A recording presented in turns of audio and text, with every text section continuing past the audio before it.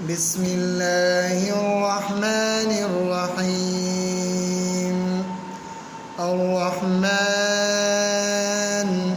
علم القرآن خلق الإنسان علمه البيان الشمس والقمر بحسبان والنجم والشجر يسجدان والسماء رفعها ووضع الميزان ألا تطغوا في الميزان وأقيموا الوزن بالقسط ولا تخسروا الميزان والأرض وضعها للأنام